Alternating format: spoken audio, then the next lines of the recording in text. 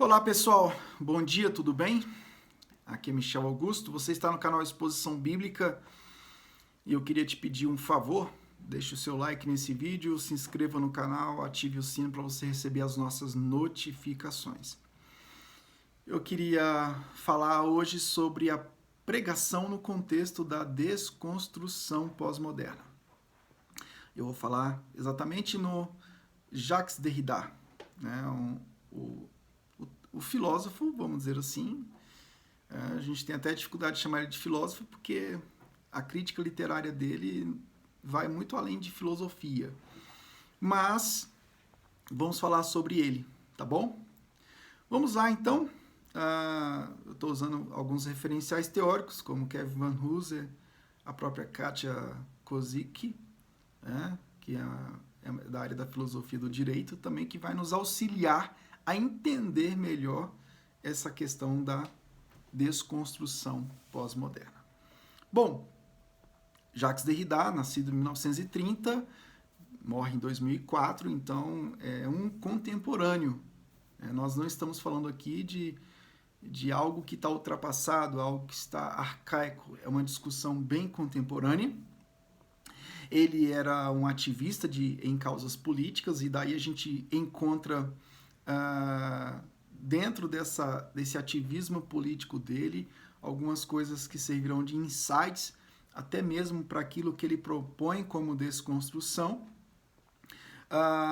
No início da década de 60, ele escreve um texto, Structure, Sign and Play in the Discourse of the Human Sciences. E esse texto foi incluído no livro Writing in Difference, publicado pela editora Perspectiva, traduzido com a frase, o título Escritura e Diferença. E marca o início da desconstrução literária. Bom, ele foi criticado, né? Os americanos criticou muito ele por ele não realizar uma pesquisa filosófica propriamente dita, que é a marca da humanidade, e sim trabalhar estudos literários. Bom, é difícil a gente entender o que se trata de desconstrução, mas a gente poderia dizer que é um emaranhado de significações. Algo que acontece e acontece constantemente internamente, algo que não tem fim. Sempre uma coisa está desconstruindo outra. Não existe uma metodologia própria para isso, e está relacionado muito à leitura de um texto, o ler e pensar aquele texto. Bom, existe uma base, embora não haja uma metodologia própria, existe uma base que é a própria desestabilização.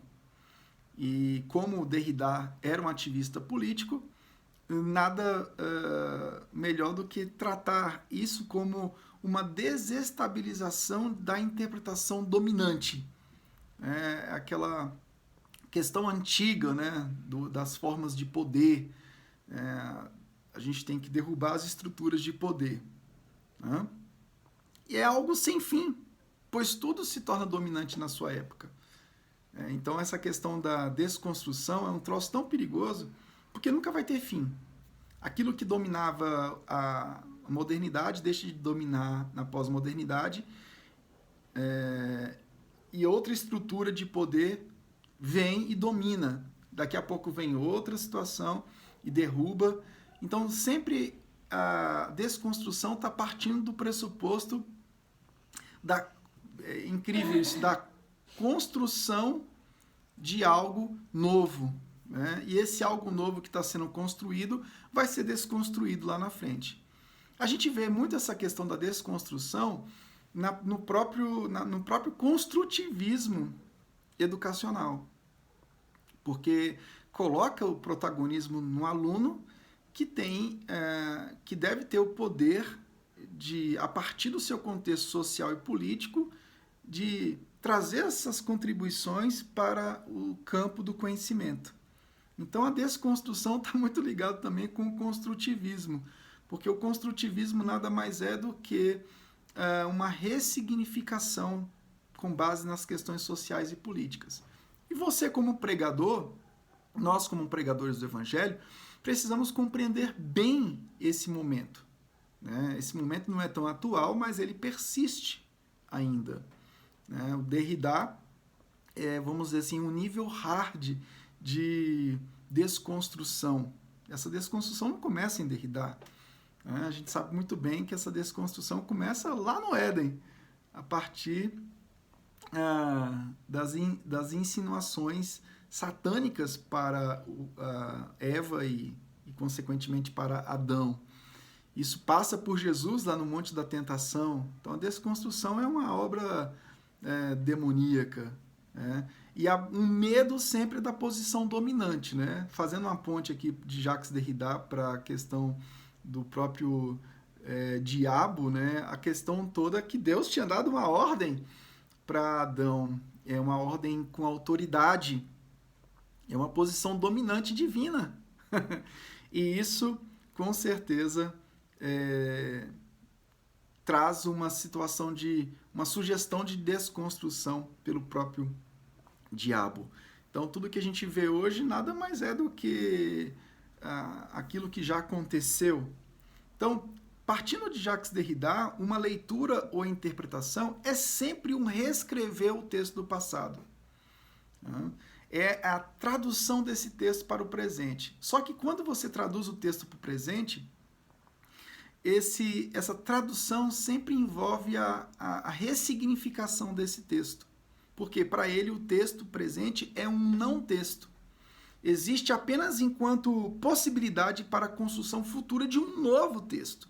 Então, essa reconstrução, essa ressignificação, ela sempre estará aberta, nunca tem um fim. Isso rompe com a filosofia ocidental, porque a filosofia ocidental parte sempre de aspectos epistemológicos do conhecer, que envolve o conhecimento, a busca pela verdade e critérios de razão, né? Claro, trabalhando aqueles pêndulos entre Aristóteles e Platão, né? Aristóteles apontando para baixo e Platão para o alto. Enfim, a preocupação do Jacques Derrida é descrita muito pelo Simon Critchley, que diz que existe uma preocupação de reduzir a pluralidade à unidade, o outro ao eu, a domesticação do outro. Então, a desconstrução vai partir desse pressuposto, que nós não podemos viver num ambiente de domesticação, né? Bom, um ponto-chave no Derrida é a busca pela alteridade. A alteridade sempre é a busca da presença do outro, né, nesse processo interpretativo. Sim, nós entendemos e precisamos compreender que todos nós temos o poder de interpretação. O ouvinte que está te ouvindo, que está ouvindo o teu sermão, não se engane, ele tem o poder de interpretação, mesmo porque a interpretação não é nossa, nós não somos donos da interpretação, assim como era na Idade Média, não é verdade? Então, o protestantismo não pode partir do pressuposto da Idade Média, que o Papa era o dono da interpretação. Por outro lado, os ouvintes precisam entender que, embora o pastor e a igreja não seja dona da interpretação, a interpretação tem princípios próprios que a comunidade deve entender. Porque a reforma protestante, ela não quebrou a estrutura da igreja e dos seus ministros como um todo. O que ela fez foi dizer, olha, a igreja, ela não é dona da interpretação. Mas a reforma não disse que a igreja não é importante no processo, deixa de ser importante no processo interpretativo. A reforma não diminuiu a importância do pastor e mestre no resguardo doutrinário. Não, isso não aconteceu. Então, esses extremos são muito perigosos. Bom, para Jacques Derrida, a ética é a primeira filosofia. E a ética, para ele, no sentido de relação entre pessoas. Como ele é influenciado por Levinas, ele concebe essa questão ética como liberdade, espontaneidade, subjetividade e o outro. O problema é que a subjetividade em Jacques Derrida é algo que não tem fim. E essa subjetividade leva ao entendimento de que um texto é um não texto. Ou seja, dificilmente nós vamos conseguir encontrar o significado de um texto. dada essa carga, essa alta carga de subjetividade que um texto tem. Eu gosto sempre de citar o William Lane Craig. Ele diz, olha, ninguém quer ser subjetivo quando precisa ler a bula de um remédio para se tratar quanto a alguma doença. A pessoa quer ler e encontrar fatos objetivos naquela bula para se medicar conforme a prescrição médica. Então, isso é um pouco truncado, né? Outra coisa aqui em Jacques Derrida é a questão da justiça. Ele fala que a justiça é definida por essa relação ética com o outro, em resposta ao sofrimento do outro. Então, como ele era um ativista político, a noção de justiça para ele era muito forte. E a noção de justiça para ele estava além do direito, porque ele fala o seguinte, o direito estabelece regras que a gente só aceita por uma questão de autoridade. Mas a justiça vai muito além do direito. A justiça é infinita. E ela não representa necessariamente um direito posto, algo que está ali estatutariamente estabelecido. E é aí que os teólogos eles se perdem, porque quando você deixa de enxergar a Bíblia como um estatuto firme e seguro para todas as relações em todas as épocas, com as aplicações devidas, é claro, com a hermenêutica e aplicação devida, você começa a enxergar que a sua justiça própria, a sua condição social e política, deve prevalecer sobre um texto bíblico. Então, essa relação de justiça social com a palavra de Deus tem muito a ver com a própria desconstrução de Jacques Derrida, no sentido de que um ouvinte ele tem uma dor e tem um sofrimento. Ele tem uma causa de existência e essa causa de existência deve buscar politicamente e socialmente algo que lhe apraz. E aquele texto que fornece uma ética de vida para ele não vai dizer muito para ele, por quê? Porque aquele texto que faz parte de uma base legal, né, está muito limitada à questão da sua justiça, que está muito envolvida com aquilo que ele sente, com aquilo que ele vive, com o seu contexto social, com o seu contexto político. E a sua existência se torna um clamor infinito que a Bíblia não atende. A autoridade da Bíblia não vai atender aquilo. Então, a ideia da desconstrução é uma ideia de transformação, de recriação, de repensar, de reformular, e é um ideal de emancipação que as pessoas devem sempre seguir. Bom, dito isto, nós precisamos entender que por trás, conforme o Van Hooser diz, por trás da estratégia de Derrida de desfazer, nasce um temor que ele tem com a questão dos recursos legítimos de poder. Tudo aquilo que é autoridade, a Bíblia, tudo que envolve a autoridade. Isso traz uma desconfiança por achar que alguém possa ter encontrado o sentido único da verdade, do conhecimento, da existência.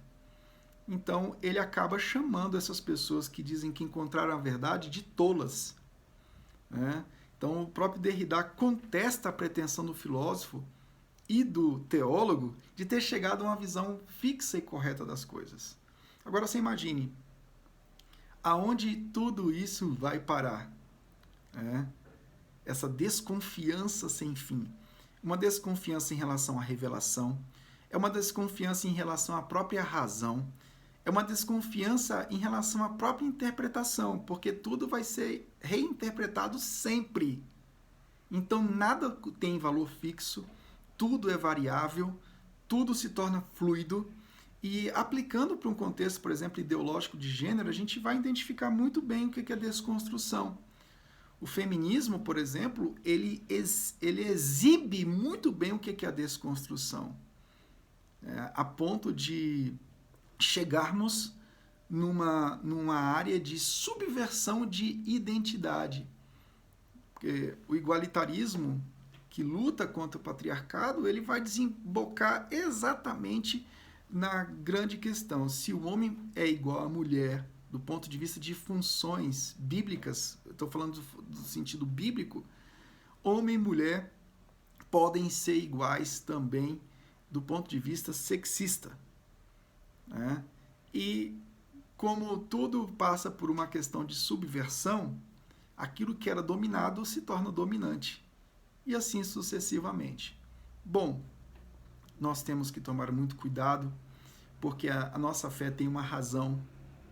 A nossa fé parte de pontos subjetivos? Sim. Por exemplo, quando eu digo que eu nasci de novo, isso é um fato subjetivo. Mas esse fato subjetivo, ele tem uma razão, ele tem uma explicação. O que é o novo nascimento? A Bíblia trata do que é o novo nascimento. Então, nós precisamos entender que houve uma mudança de paradigma de pontos históricos para pontos literários nessa doutrina do Derrida. E, para ele, o começo da sabedoria é a dúvida.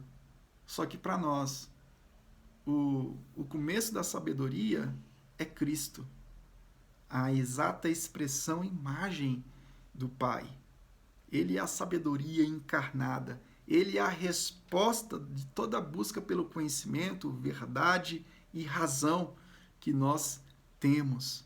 E quando nós pregamos exatamente centrado em Cristo Jesus, por ser essa expressão exata de Deus. Nós temos que compreender a desconstrução e precisamos voltar ao sentido do conhecimento da razão centrado na revelação de Jesus Cristo. E entender que a questão de Derrida e a desconstrução é algo incoerente não só para a nossa fé, mas tem sido incoerente para o próprio direito, por exemplo. Os grandes filósofos do direito, muitos deles, como Michel Villey, vai destacar o quanto tem sido prejudicial essa visão subjetivista, individualista, que gera interpretações sem fim. A turma da pedagogia, alguns fazem críticas ferrenhas em relação ao construtivismo, que na verdade, na minha opinião, nada mais é do que uma desconstrução, porque gera na criança uma falta de senso do sentido do mestre. A formação cognitiva se torna tão fluida que ela é prejudicada não só nas questões morais, mas ela é prejudicada até mesmo nas próprias questões do conhecimento. E os índices internacionais da educação construtivista têm mostrado tanto que esse processo é prejudicial não só do ponto de vista espiritual, moral, mas do ponto de vista também da cognição, quando não há essa preocupação em transferir conhecimento. Ok? Bom, pregadores do Evangelho, nós precisamos compreender que quando nós pregamos o Evangelho, nós estamos envolvidos num texto, nós temos um texto, nós temos um ouvinte, que é um leitor, e nós temos um processo que envolve essas duas partes. E nesse processo há um tipo de subjetivismo? Sim, claro que há.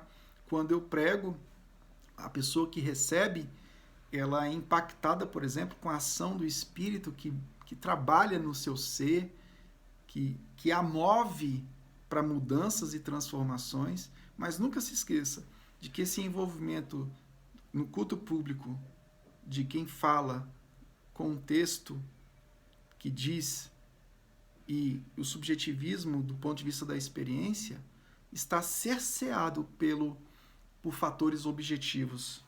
E a gente chama isso de cânon. Então, essa obra trinitária que acontece no culto, ou seja, eu prego a Cristo e o Espírito Santo coloca esse evangelho no coração, gerando transformação nas vidas, que é uma obra subjetiva, envolve fatos objetivamente escritos, ordenados, canônicos. É isso que nós precisamos como pregadores entender, tá bom? Espero ter te ajudado. Vamos em frente. Passa na Academia do Expositor, que eu tenho um curso completo sobre isso aí. Esse vídeo foi só uma deixa, mas eu tenho lá 12 vídeos gravados sobre essa questão da desconstrução. academiadoexpositor.com.br. Tchau, tchau.